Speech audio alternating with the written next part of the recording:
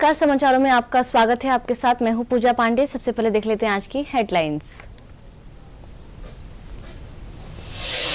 संसद के शीतकालीन सत्र के दौरान हंगामे के मद्देनजर राज्यसभा में गतिरोध दूर करने के लिए सभापति ने आज बुलाई सर्वदलीय बैठक।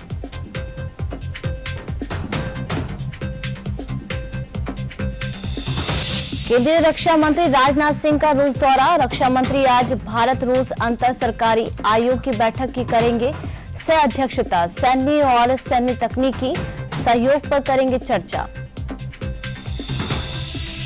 ज्ञानवापी मामले पर आज इलाहाबाद हाई कोर्ट में होगी सुनवाई। बदायूं कोर्ट में नीलकंठ महादेव मंदिर बनाम जामा मस्जिद मामले में भी आज सुनवाई। और डिजिटल अरेस्ट करके एक महिला से 46 लाख की ठगी के मामले में कन्नौज जिले में एक मदरसा चलाने वाले शख्स और उसके बेटे को गिरफ्तार किया गया। मामले की जांच के बाद नियमों के आधार पर की जाएगी कार्यवाही। पीएम मोदी ने महिलाओं को आत्मनिर्भर बनाने के लिए भारतीय जीवन बीमा निगम की बीमा सखी योजना का पानीपत से किया शुभारंभ। प्रदेश की महिलाओं में इस योजना को लेकर दिखा उत्साह। और अब समाचार विस्तार से देख लेते हैं। संसद के दोनों सदनों में लगातार हंगामा जारी है। कल विपक्ष के हंगामे के कारण कई बार कार्यवाही को स्थगित करना पड़ा। आज दोनों सदनों में कई विधायी कार्य सूचीबद्ध हैं। लोकसभा में आज मर्चेंट शिपिंग बिल 2024, रेलवे संशोधन विधेयक 2024 और आपदा प्रबंधन संशोधन विधेयक 2024 सूचीबद्ध किए गए हैं, जबकि राज्यसभा में बैंकिंग कानून संशोधन विधेयक 2024 चर्चा और पारित करने के लिए कार्यसूची में शामिल किया गया है। संसद सत्र में हंगामे के बीच उपराष्ट्रपति जगदीप धनखड़ ने आज सुबह 10:30 बजे नेता सदन, नेता प्रतिपक्ष सहित सभी दलों के प्रमुख नेताओं को वार्ता के लिए बुलाया है ताकि गतिरोध दूर किया जा सके। आज होने वाली बैठक के लिए सदन के नेता और राज्यसभा में विपक्ष के नेता ने सहमति जताई है। राज्यसभा सभापति जगदीप धनखड़ ने इस मुद्दे पर कल एक सर्वदलीय बैठक की। उन्होंने राज्यसभा में सदन के नेता और केंद्रीय स्वास्थ्य मंत्री जेपी नड्डा और राज्यसभा में विपक्ष के नेता और कांग्रेस अध्यक्ष मल्लिकार्जुन खड़गे से मुलाकात भी की। इस बैठक में सदन के अन्य वरिष्ठ नेता भी मौजूद रहे। बुलेटिन में अब उस खबर की बात करते हैं जिसकी वजह से देश में सियासत गरमाई है। जॉर्ज सोरोस को लेकर देश में सियासी संग्राम थमने का नाम नहीं ले रहा है। अब इस कड़ी में राहुल गांधी के बाद सोनिया गांधी का नाम भी जॉर्ज सोरोस से जुड़ने को लेकर बीजेपी ने सवाल पूछा है और सदन में चर्चा की मांग भी की है। देखिए रिपोर्ट। और उसके जो लिंक्स सामने में जो आए हैं, चाहे राहुल गांधी जी का नाम हो, चाहे सोनिया गांधी जी का नाम हो, हम इसको कांग्रेस पार्टी के रूप से भी नहीं देखते हैं। कोई भी भारतीय अगर विदेशी ताकतों के साथ जो भारत विरोधी है उनसे लिंक होते हैं और भारत का खिलाफ काम करते हैं तो गंभीरता से लेना चाहिए। हम इसको पार्टीबाजी के रूप से नहीं देखते हैं।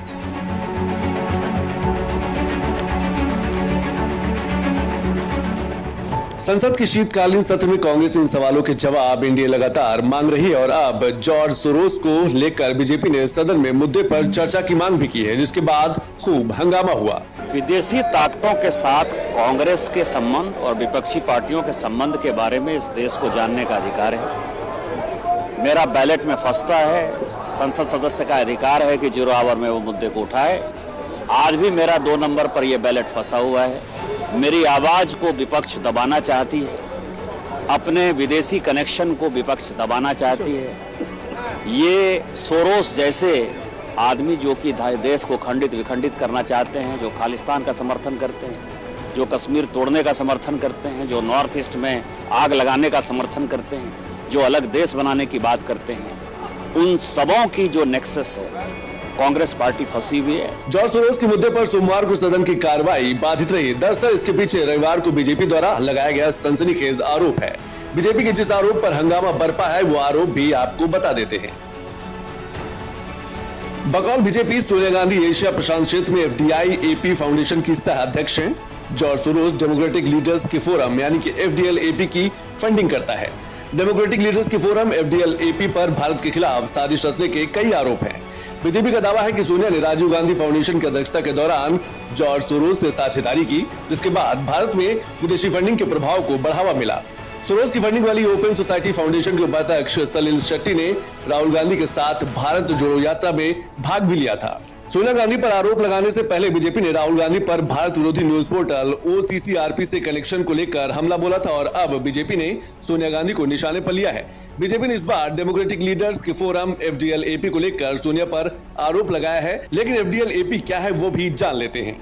Forum of democratic leaders in Asia Pacific यानी कि FDL-AP एक संगठन है। इस संगठन ने कश्मीर को भारत से अलग करने के विचार का समर्थन किया है, कश्मीर को भारत से अलग करने की पैरोकारी भी करता है।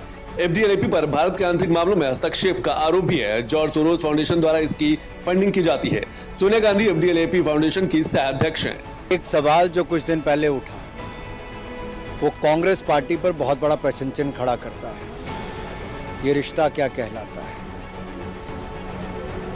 ये जो फंडिंग करने वाले, भारत के लोकतंत्र को कमजोर करने वाले, और ये वो लोगों के साथ रिश्ता है जो इस लोकतंत्र का संविधान जिन्होंने लिखा, उनको सत्ता में हराने का जिन्होंने काम किया, सत्ता से बाहर निकालने का काम किया, BR अम्बेडकर जी को। और एक कांग्रेस पार्टी पर एक सवाल खड़ा होता है कि विदेशी फंडिंग पर आज जवाब क्यों नहीं दे पा रहे। जॉर्ज सोरोस के मामले पर जहां बीजेपी फ्रंट फुट पर बैटिंग कर रही है, वहीं इस पूरे मामले में फिलहाल कांग्रेस की ओर से कोई ठोस जवाब नहीं आया है।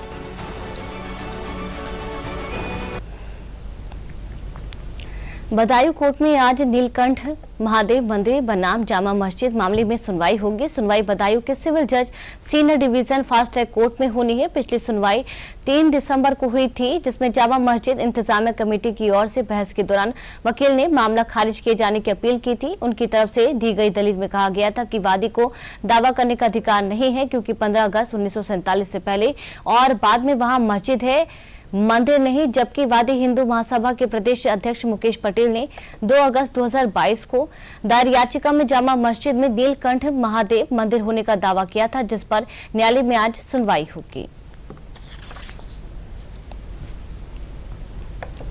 वाराणसी के ज्ञानवापी परिसर स्थित वजूखाने का आर्कियोलॉजिकल सर्वे ऑफ इंडिया से सर्वे कराए जाने की मांग पर इलाहाबाद हाई कोर्ट में आज सुनवाई होगी।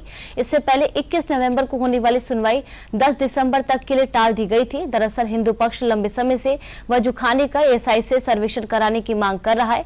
इसको लेकर हिंदू पक्ष से दायर याचिका में शिवलिंग को लेकर वजूखाने के बाकी हिस्सों का भी सर्वेक्षण कराए जाने की मांग की गई है। हालांकि मुस्लिम पक्ष लगातार इसका विरोध करता रहा है। मुस्लिम पक्ष की तरफ से दलील दी गई है कि सुप्रीम कोर्ट ने इस पर रोक लगाई है।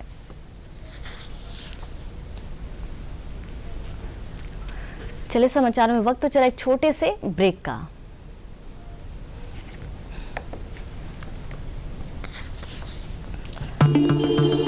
Sir 50,000 advance. और इतना कैश तो हम नहीं लाए। और आज बैंक भी बंद है। इलाज है डिजिटल पेमेंट का आसान सा ढूंढ। लेकिन अरे घबराइए मत, सावधानी के साथ करेंगे तो कोई साइड इफेक्ट भी नहीं होगा। फोन लाइए मुझे, यहाँ फोन लगाइए। डिजिटल पेमेंट से लेन देन हो सकता है, आसान, सुरक्षित और तेज। मैंने तो उन्हें डिजिटल पेमेंट सिखा दिया है आपने, क्योंकि RBI कहता है कि डिजिटल पेमेंट अपनाओ, औरों को भी सिखाओ। ब्रेक के बाद एक बार फिर आप सभी का स्वागत है। बुलेटिन में आगे बढ़ते हैं और अब बात उस खबर की जिस पर पूरे प्रदेश को गर्व है। नोएडा में एशिया के सबसे बड़े एयरपोर्ट का सफल ट्रायल किया गया है। पूरी खबर देखिए।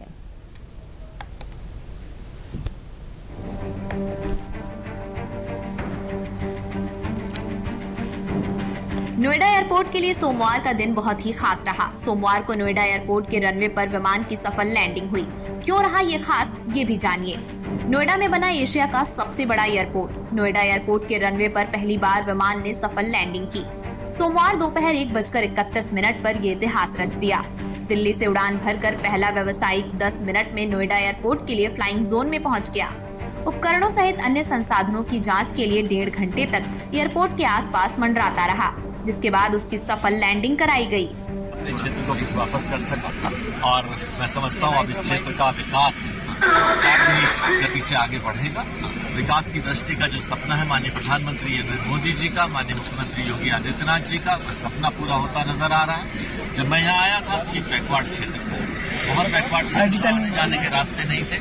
आज यहाँ पर देश के नहीं विश्व के सबसे बड़े हवाई जहाज जिन्हें वाइड बॉडी हवाई जहाज कहते हैं वो यहाँ उतरेंगे। 3,900 मीटर की हवाई पट्टी, सभी तरह की विश्व स्तरीय सुविधाओं से सुसज्जित एक एयरपोर्ट होगा। और मैं समझता हूँ इस एयरपोर्ट के बाद क्षेत्र की जनता का भाग्य बदलेगा। नोएडा में एशिया के सबसे बड़े एयरपोर्ट का सफल ट्रायल पीएम मोदी और सीएम योगी के साथ देश भर के सपने को नई उड़ान देने को तैयार है। सोमवार को पूरा पिछड़ा इलाका अब दुनिया के मानचित्र में अपनी अलग अलग पहचान बनाने जा रहा है। केंद्रीय नागरिक उड्डयन मंत्री राममोहन नायडू ने प्रयागराज एयरपोर्ट पर टर्मिनल भवन का निरीक्षण किया और निर्माण कार्य की समीक्षा बैठक भी की।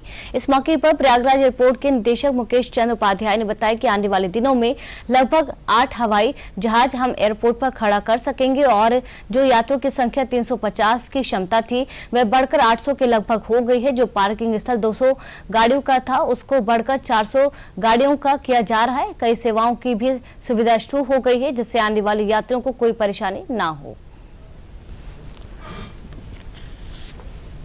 हमारे यहाँ मीट एंड ग्रीट सेवा का संचालन शुरू हुआ है, जिसमें हम आने वाले यात्रियों को एक असिस्टेंस प्रोवाइड करते हैं, जैसे ट्रॉली असिस्टेंस, टिकटिंग असिस्टेंस और टैक्सी असिस्टेंस, जो कि पेड व्यवस्था है।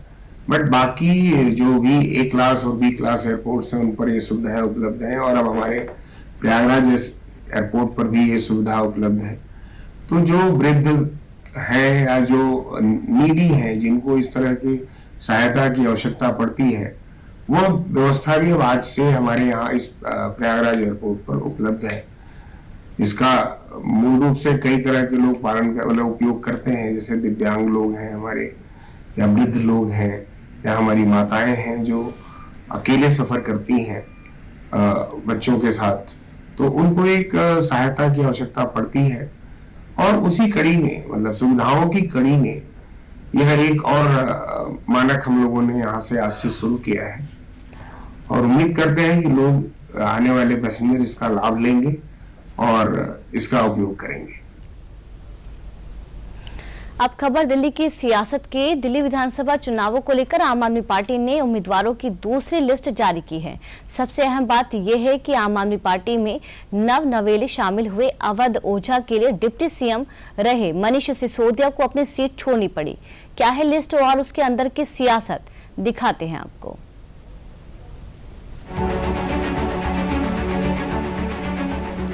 दिल्ली विधानसभा चुनाव को लेकर आम आदमी पार्टी ने उम्मीदवारों की दूसरी लिस्ट जारी कर दी है। आपने पहले ही 21 नवंबर को 11 उम्मीदवारों के नाम का ऐलान कर दिया था और सोमवार को एक बार फिर आम आदमी पार्टी की पॉलिटिकल एक्शन कमेटी की बैठक ने दिल्ली विधानसभा चुनाव के लिए 20 उम्मीदवारों की दूसरी लिस्ट जारी की। इसमें 17 मौजूदा विधायकों के टिकट काट दिए गए हैं, जबकि 3 प्रत्याशियों की सीट बदली गई है। जिनकी सीट बदली गई उनमें मनीष सिसोदिया जंगपुरा से चुनाव लड़ेंगे। इससे पहले वे पड़पड़गंज से चुनाव लड़ते थे। प्रवीण कुमार जनकपुरी से चुनाव लड़ेंगे। इससे पहले जंगपुरी से चुनाव लड़ते थे। राखी बिरलान मादीपुर से चुनाव लड़ेंगे। वो पहले मंगोलपुरी से चुनाव लड़ते थे। हालांकि आम आदमी पार्टी के इस तरह के सीट परिवर्तन को लेकर बीजेपी ने भी प्रतिक्रिया दी है, उसे सुनिए। मनीष सिसोदिया पड़पड़गंज छोड़ करके भाग गए। पटपड़गंज ने विपरीत परिस्थिति में भी उनको जिताया था, लेकिन 5 साल में पटपड़गंज का विश्वास जीतने की बजाय भागना उचित समझा। ये है आज की आम आदमी पार्टी की अपनी सर्वे, जिसमें इनको 12-13 सीट से ज्यादा मिल ही नहीं रही है और पटपड़गंज जैसी सीट हार रहे हैं। तो मनीष सिसोदिया अगर चुनाव नहीं जीत सकते अपनी जगह से, तो छुप करके दूसरे जगह से जीतेंगे और दिल्ली को पता नहीं चलेगा। जब मनीष सिसोदिया पटपड़गंज के नहीं हुए तो और जगह के क्या होंगे।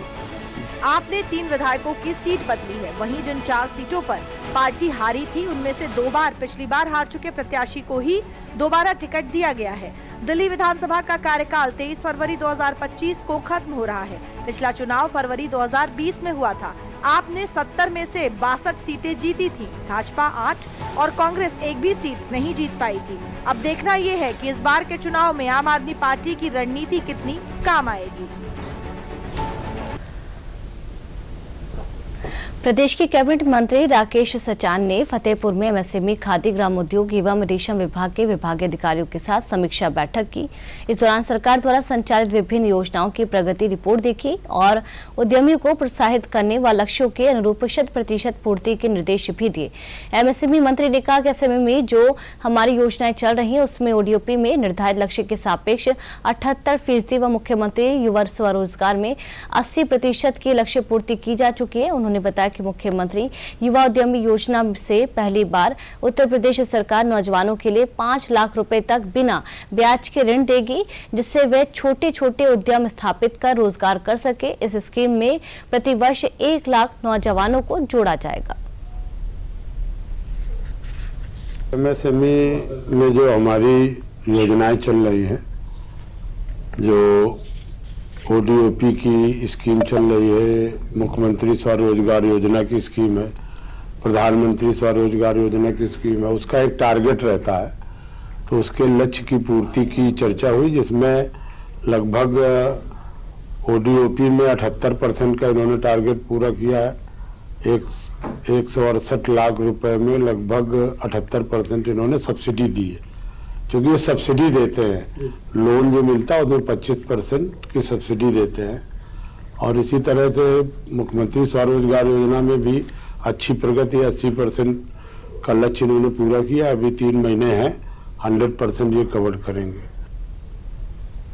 समाचारों में वक्त तो चला एक और छोटे से ब्रेक का।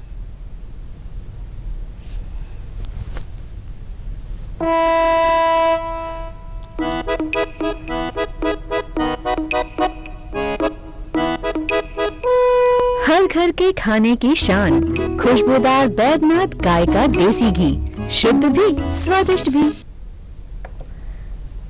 ब्रेक के बाद एक बार फिर आप सभी का स्वागत है। समाचारों का रुख कर लेते हैं। शाहजहांपुर जनपद के ओसीएफ रामलीला ग्राउंड में आयोजित मुख्यमंत्री सामूहिक विवाह समारोह के दौरान प्रदेश के वित्त एवं संसदीय कार्य मंत्री सुरेश खन्ना एवं पिछड़ा वर्ग कल्याण मंत्री नरेंद्र कश्यप की मौजूदगी में 939 जोड़े परिणय सूत्र के बंधन में बंधे। कार्यक्रम के दौरान दोनों मंत्रियों ने सभी जोड़ों को आशीर्वाद प्रदान करते हुए उनको जरूरत का सामान भी सौंपा। इस मौके पर मंत्री सुरेश खन्ना ने बताया कि अब तक इस योजना का लाभ शाहजहांपुर के 7,500 जोड़ों को मिल चुका है और आगे भी मिलता रहेगा। उन्होंने कहा कि जो धन अभाव में अपनी बेटियों की शादी नहीं कर पा रहे थे, इस योजना में कोई भेदभाव नहीं किया जा रहा है। सभी धर्मों के लोगों को बराबर की हिस्सेदारी देकर सबका सम्मान किया जा रहा है।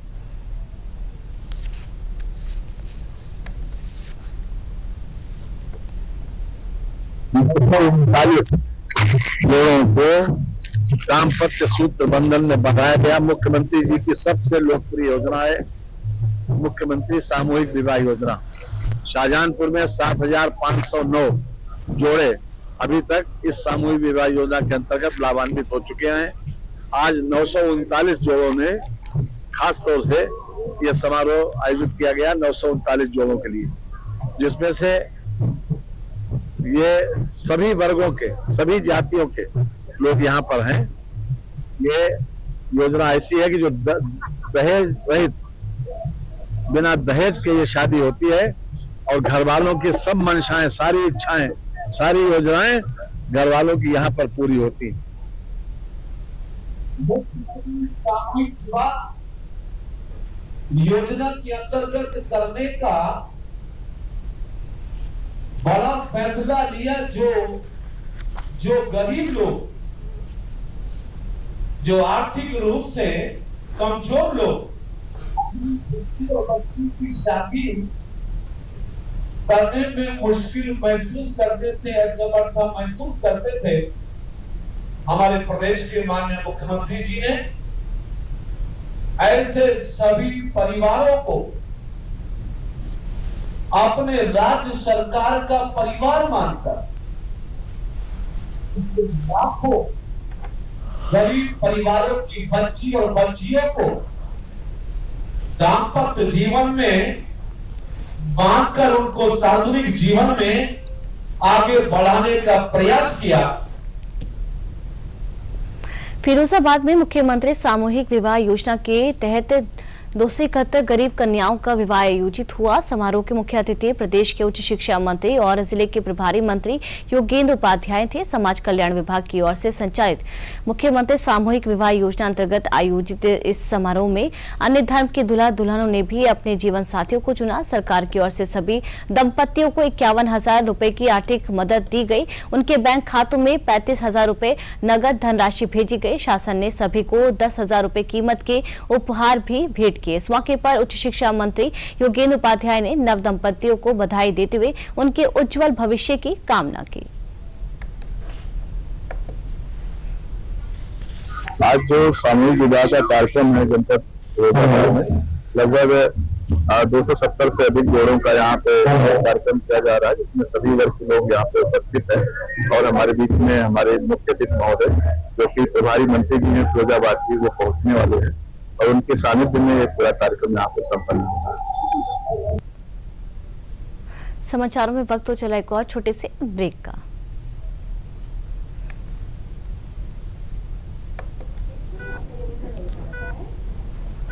अब तो विश्वास हुआ, prevention is better than cure. Immunity strong होगी तभी तो बीमारियों से फाइट होगी। रहना है फिट तो लीजिए बैद्यनाथ का शुगर फ्री च्यवनप्राश। च्यवनफिट 36 से भी ज्यादा दुर्लभ जड़ी बूटियों से बना, हर उम्र हर एक के लिए एक भरोसेमंद च्यवनप्राश।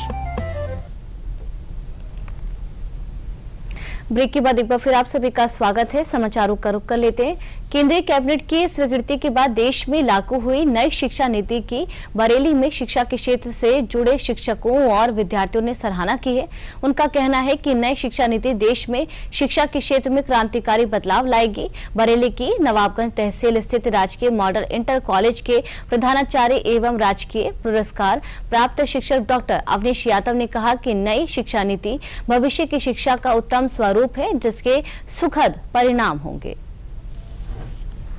सरकार का बहुत दूरगामी सोच के बाद, यानी कि अगले कई दशकों के शिक्षा का स्वरूप क्या होना चाहिए और उसके एक सकारात्मक स्वरूप क्या होना चाहिए, उसको लेकर के सरकार द्वारा लाई गई है जो शिक्षा नीति, और इसके बहुत ही सकारात्मक परिणाम दिखाई देने वाले हैं। नई शिक्षा नीति को लेकर खासा उत्साह है बच्चों में। एक जो पहले से एक ढर्रा चल रहा था कि एक पर्टिकुलर स्ट्रीम से ही पढ़ना है बच्चे को, एक तो ये बाउंडेशन खत्म हो गया, तो बच्चे का जो अब स्कोप है वो बहुत है सब्जेक्ट में, बहुत वो बच्चा फ्री है कि वो कोई भी सब्जेक्ट्स लेके पढ़ सकता है, किसी भी कॉम्बिनेशन से पढ़ सकता है। सरकार ने नई शिक्षा नीति को लागू करने जा रही है, तो उसमें हम देखेंगे कि जैसे जो 10th का बोर्ड था तो उसको अब हटा करके सीधे 12th में बोर्ड कर दिया गया है। अब इससे क्या होता है, इससे छात्र में ये लगता है कि पहले हमें 10th का बोर्ड देना होगा, फिर उसके बाद 12th का भी बोर्ड देना होगा, तो इससे छात्र में एक डर सा बना रहता है कि उसको 10th भी पास करना है, 12th भी। लेकिन अब सरकार ने नई शिक्षा नीति के में क्या किया है, उन्होंने ये कहा है कि सिर्फ 12th में ही बोर्ड होंगे। नई शिक्षा नीति में ये है, अगर आप 3 साल का ग्रेजुएशन है और अब 4 साल का ग्रेजुएशन कर दिया जाएगा, उसके बाद क्या है, अगर आप MA करते हैं या MSc करते हैं, आप डायरेक्ट उसके बाद PhD कर सकते हैं। पहले ऐसा नहीं था। तो मैं यही कहना चाहूँगा कि जो नई शिक्षा नीति है तो छात्रों के हित में है, और सरकार जो छात्रों के लिए कर रही है वो बहुत ही बढ़िया कर रही है। नई शिक्षा नीति लागू हुई, जिसमें पहले बच्चों पर पढ़ाई का प्रेशर बहुत होता था, अब थोड़ा कम कर दिया गया है सरकार के द्वारा। पहले इसमें हमारी शिक्षा को पहले काफ़ी लंबा टाइम ज़्यादा खिंचता था, अब इसमें सरकार को देखते हुए कम कर दिया गया, और इसमें काफ़ी सुविधा कर दी गई है। पहले हमारा ग्रेजुएशन 3 साल में होता था, अब MA हमारा जैसे मान लो 2 साल का होता है। अब सरकार ने नई पॉलिसी लागू करके उसमें 1 ईयर का कर दिया है, और जो हमारा जैसे हम PhD वगैरह करने चाहते थे वो भी हमारा बहुत ही सही तरीके से मायने हुआ है। सरकार बहुत अच्छा काम कर रही है।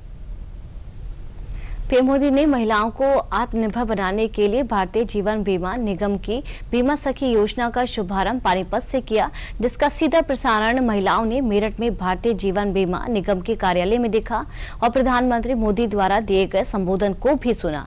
बीमा सखी योजना से गांव और शहर की महिलाओं को बीमा क्षेत्र में करियर बनाने का मौका मिलेगा। बीमा सखी बनने वाली महिलाओं को कमीशन प्राप्त होगा और उन्हें प्रत्येक महीने एक निश्चित धनराशि भी मिलेगी। बीमा सखी योजना के शुरू होने से महिलाएं आत्मनिर्भर बनेंगी। बीमा सखी बनने वाली महिलाओं ने पीएम मोदी को धन्यवाद भी दिया।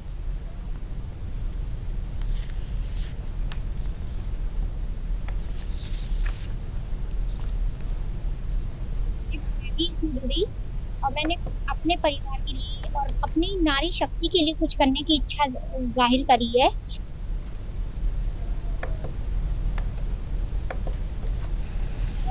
मैं नरेंद्र मोदी जी का तहे दिल से धन्यवाद करना चाहती हूँ।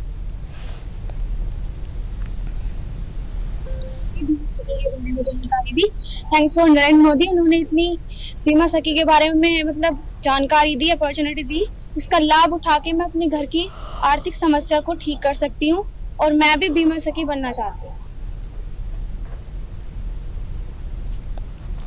वहीं आगरा के संजय पैलेस स्थित भारतीय जीवन बीमा निगम के मंडल कार्यालय पर भारतीय जीवन बीमा निगम के वरिष्ठ मंडल प्रबंधक विवेक त्यागी के नेतृत्व कार्यक्रम का आयोजन किया गया, जहां पानीपत में आयोजित कार्यक्रम का सजीव प्रसारण देखा गया। बीमा सखी बनने वाली महिलाओं को पहले साल 7,000 रुपए मासिक, दूसरे साल 6,000 और तीसरे साल 5,000 रुपए मासिक भत्ता दिया जाएगा। महिलाओं को 3 साल तक वेतन दिया जाएगा, पहले साल 7,000 रुपए और कार्य के अनुसार उनको कमीशन भी मिलेगा। अगर उनका जैसे कार्य मतलब सैलरी, उनको वेतन तो दिया ही जाएगा, उसके साथ साथ जैसा उनका कार्य होगा उसके हिसाब से उनको उनका कमीशन भी मिलेगा।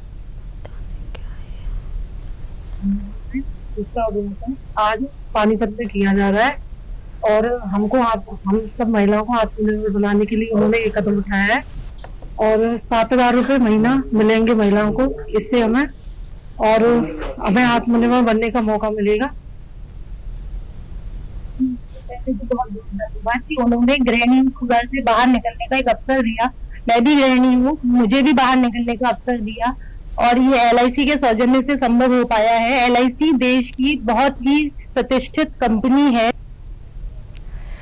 पीएम मोदी ने हरियाणा से बीमा सखी योजना का शुभारंभ किया। इसका सीधा प्रसारण अलीगढ़ के मसूबाबाद स्थित LIC के डिविजनल कार्यालय में सीधा प्रसारण किया गया। प्रधानमंत्री के संबोधन को सुनकर जिले की महिलाएं बहुत खुश हुई। वहीं महिलाओं ने बताया कि मोदी जी ने महिलाओं के लिए बहुत अच्छी योजना LIC सखी का शुभारंभ किया है। इसमें LIC से हमें मानदेय भी मिलेगा। पहले एजेंट के तौर पर सिर्फ कमीशन ही मिलता था। इससे महिलाएं कामकाजी बनेगी और स्वयं का रुपया कमाकर आत्मनिर्भर बनेगी।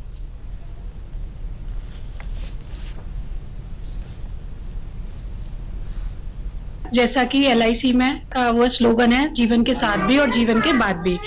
और पहले क्या था, एजेंट बनने पर सिर्फ हमें कमीशन बेस्ड वर्क होता था, लेकिन अब पहली साल में 7,000 रुपए पर मंथ और दूसरी साल में 6,000 रुपए पर मंथ और तीसरी साल में 5,000 रुपए पर मंथ मिलेगा। और जैसा कि हम अच्छे से वर्क करेंगे तो हमारा कमीशन बेस भी उस पर बना रहेगा।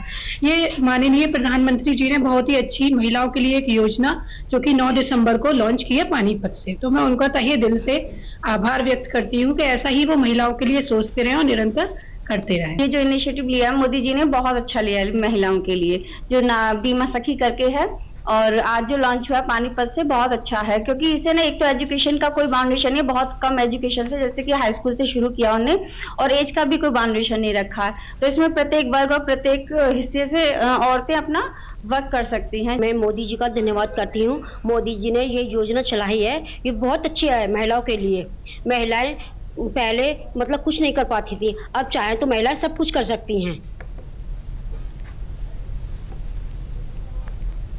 और अब रुक करते हैं अंतर्राष्ट्रीय समाचारों का।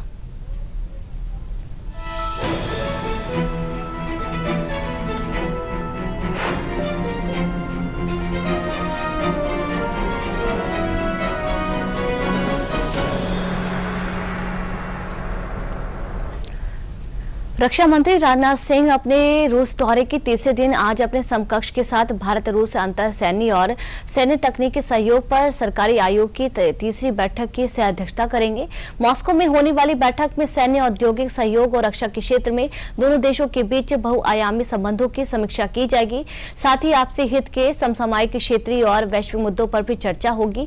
रक्षा मंत्री राजनाथ सिंह की कल मौजूदगी में आधुनिक multi role stealth guided missile frigate INS Tushil को भारतीय नौसेना में शामिल किया गया।